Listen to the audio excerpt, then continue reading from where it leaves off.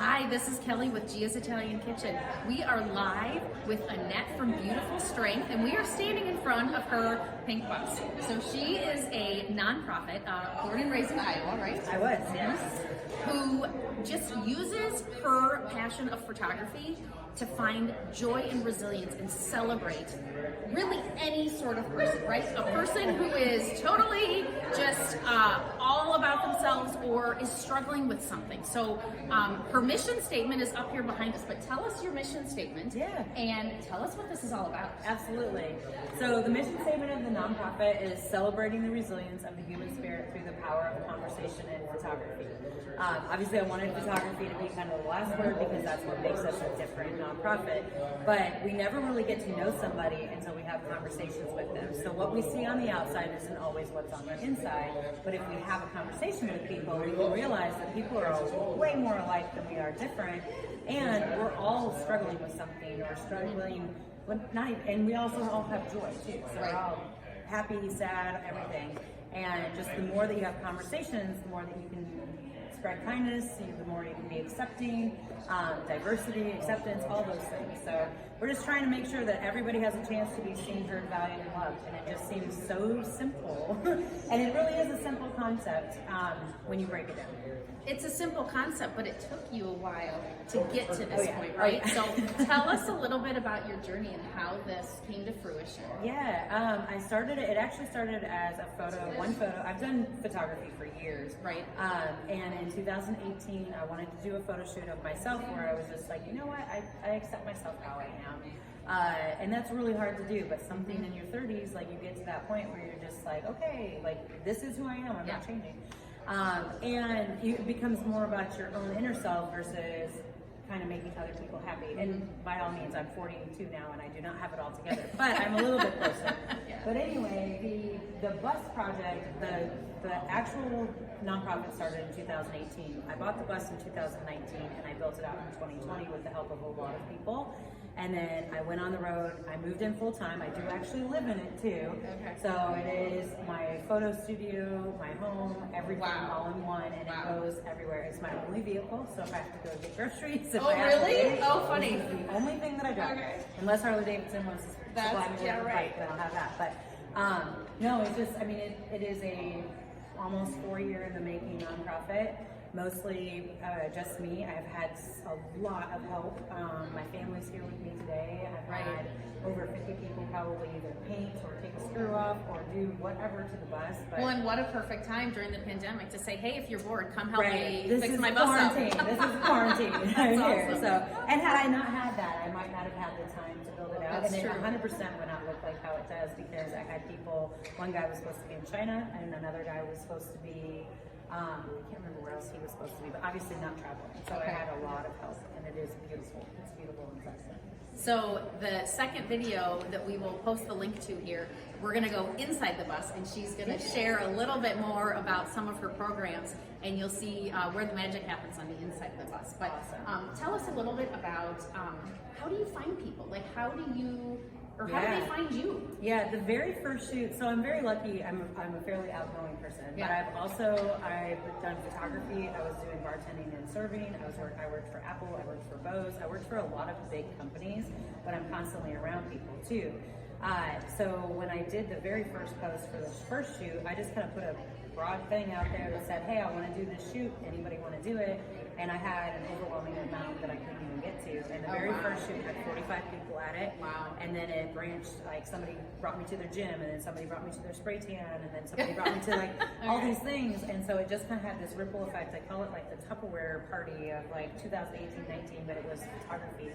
And now as I travel, a lot of times when I go into towns, I'll look up nonprofits in the area and I'll reach out to them to highlight them, or I'll reach out to like a chamber or city council and I'll say, hey, who is a great story in your area?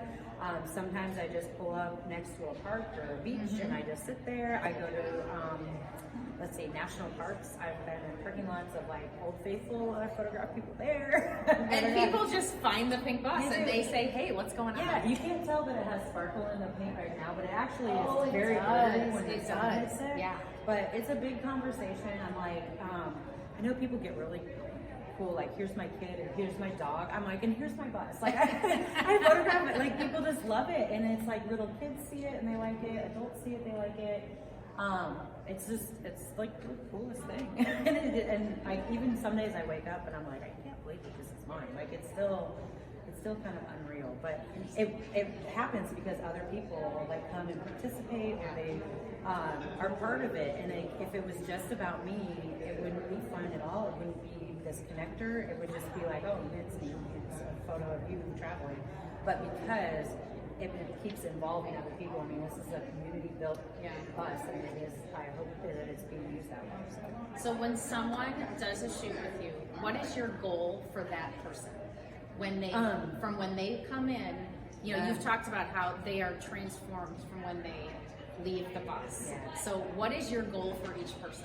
I want each person to see themselves as being beautiful and awesome as they are. I don't care if you just went on a hike. I don't care if you are a beauty queen. I don't care if you're whatever. Like, in the moment, come in and be brave enough to sit in front of a camera and tell the story of who you are and own it. Like, the tagline is tell your story, because if you tell your story, you will connect with somebody else. Like, nobody is alone. Like, it would be super rare that if anything you've ever gone through wouldn't connect, that somebody out there has gone through a similar experience. And when you tell your story, you own it, you feel it yourself, and then when you share it with other people, it connects you to other people and connects us together. And honestly, if we told more stories, and we told like how we really are, mental health would be a lot better. It would just be, we would all realize that we're all walking around being like, wow, we can actually be our true selves. And when people come out of here, they usually give me a hug, and they're like, thank you for listening, thank you for letting me tell my story without being judged. And in all honesty, nobody can judge anybody else, because we all have, like, we all have something that we're either skeleton hiding or something, but man, that stuff can eat away at you. I don't know, I just want people to feel good. I want people to feel like a rock star. I want people to feel like smiling and happy, and I think this does it. And it's not, and like I said, I have the ability, I have the camera, I have the space, I have the ears to listen, and I'm not the only one that can do this, and anybody can do this, but. So you have your first shoot, and then you have, in the pictures that I've seen, so many different realms of people and different, you know, things that people are struggling with. What would you say is one of your big programs that is maybe hard for people to talk about, that you really feel like this brings people out, and for the people watching, that if it resonates with them, that would be a call to action. Reach out, because you can help. Like, who would that audience be? I honestly, because it really can be anybody. I mean, if you have a struggle or if you have a joy, like most nonprofits have a really big niche. Like, they only work in a certain area, and I'm like, man, this can be used for so many things. It can be used with kids. It can be used with PTSD for veterans. Breast cancer, it can be, you know, women leadership, it can be anything. I would say that, like, one of the things that I have enjoyed the most is going to group homes for teenagers in foster care. Oh, wow. It's an underserved area, and people think about teens and how they're going to affect change in the future, but I think foster kids are a forgotten teenage area. So I would say that is one of the. And it's not the one that you'll see on the website as much, because they're kids. Right. But that's probably one that has touched my heart the most, because they still have potential. And if somebody comes in and sees that potential in them, that'll make a difference for what they do in their lives.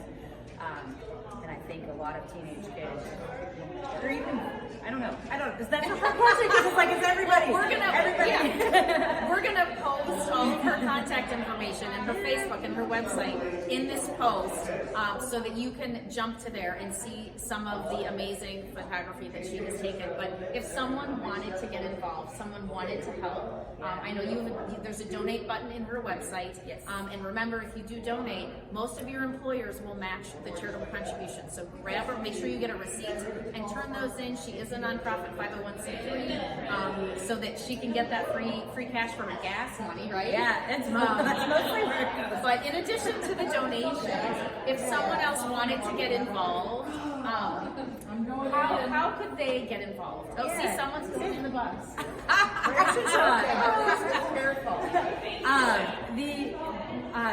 I will go anywhere. The biggest problem I have right now is it's just me, it's just the bus, and I go 62 miles an hour. So I can't get everywhere that I want to go, but I sure try. And if I don't get there the first time, like I had people on a map for like 3 years that I was like, when I start traveling, and then I show up at their house and they're like, I didn't think you were coming. I was like, it took me a while, but I got here.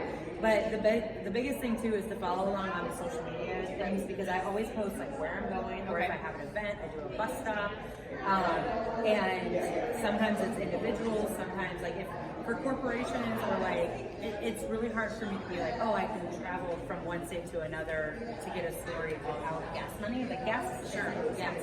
But other than that, like I mean, I've been known to go just like show up somewhere and people are like, I can't believe you're here. And I've been downtown Chicago, downtown New Orleans too. Oh wow! Small little teeny tiny town of 20 people. So like as long as you can fit a 40-foot bus, I can probably get there. Excellent. Well, thank you so much, Annette. This was so wonderful. Hey. Annette with beautiful strength. And that guy. That's funny. Annette with beautiful strength. Check out her website. This is Kelly with G's Italian Kitchen. Have a great day.